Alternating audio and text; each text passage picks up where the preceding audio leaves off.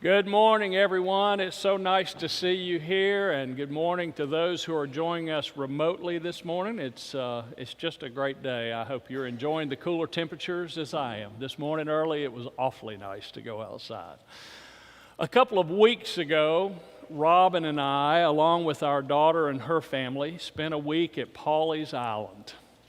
It was a great week. I have to tell you, there's hardly anything better than a 7-year-old at the beach, our granddaughter Harper, and I have to tell you, I got some really good one-on-one time with our 3-month-old baby Gray.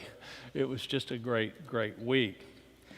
Every day while we were there, I got up early in the morning while the others slept and made a pot of coffee and headed out to the front porch overlooking the ocean. I watched in awe each morning as the sun broke through the clouds on the northeastern horizon, inviting me to leave behind the cares of the past, cast aside concerns for the future, and simply be present in a new day. These mornings were precious to me.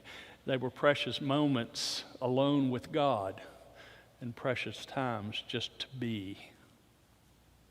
I made the decision early on that I would take a Franciscan approach to my quiet times on this vacation, focusing on God's creation and what I might learn from it. And more importantly, the many ways God might speak to me through it. And with this focus on nature, more than anything else, each morning I found my attention drawn to the pelicans, whose early morning fishing grounds are right out in front of our home. Pelicans are amazing creatures. And I confess that on more than one occasion this week, I recall the old C.M. Marston limerick of my youth, the one often incorrectly attributed to Ogden Nash. You may recall it. A wondrous bird is the pelican. His beak holds more than his bellycan. He takes in his beak food enough for a week, and I don't know how in the hell he can.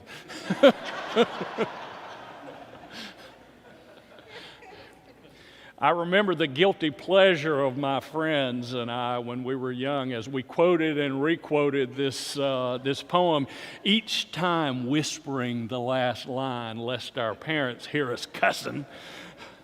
Though I never could figure out why a word that our preacher used every Sunday as he reminded us of where we were headed could be so bad when used in a poem about one of God's coolest creatures. But I digress. What really got my attention was the way the pelicans would fly in long, slow circuits, sometimes ovals, sometimes figure eights, maybe 30 or 40 feet above the surface. And then all of a sudden they would drop their feet as if applying air brakes, brake hard over and to the left so that they were faced straight down.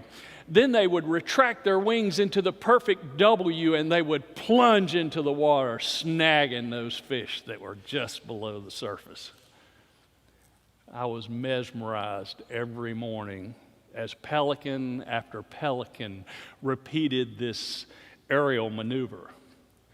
And I began to ask myself what these creatures might teach me.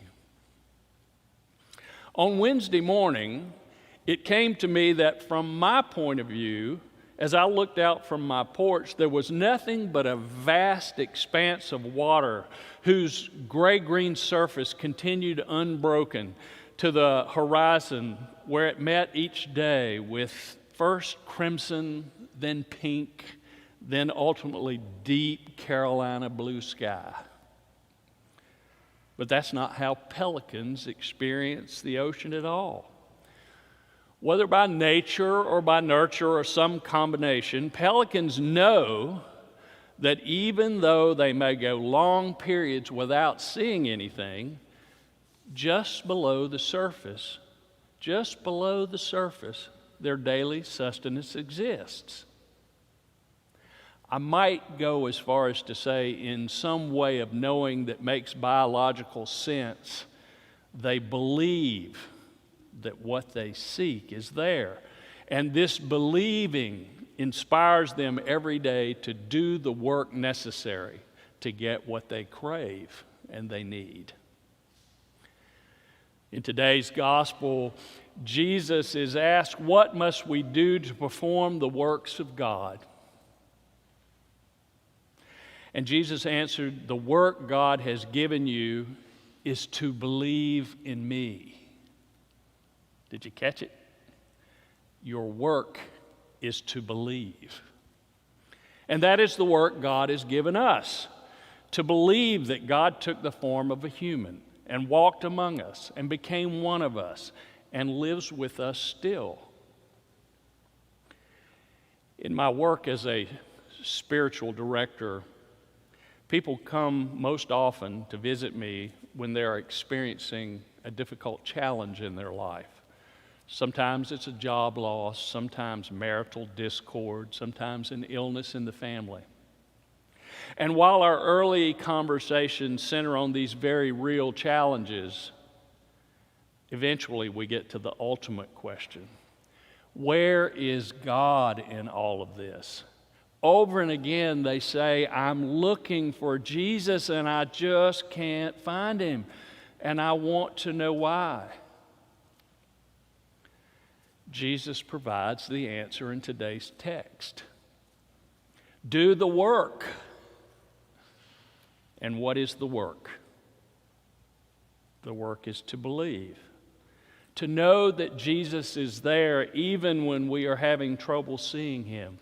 To believe that he loves us and will never abandon us, and that he wants the best for us. To believe that even in the midst of the inevitable challenges that the world confronts us with, we will never have to face them alone, for he is there,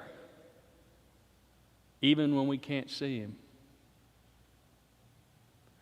And our work, the work to which we are called, is to believe, to trust, to know.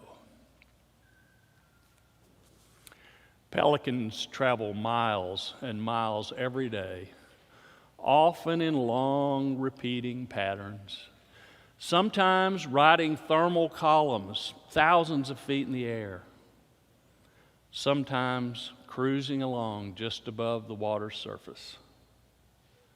But they are always looking down, always seeking, always believing that even when they can't see the fish are there. And if they just keep doing the work, that which they seek will appear. Amen.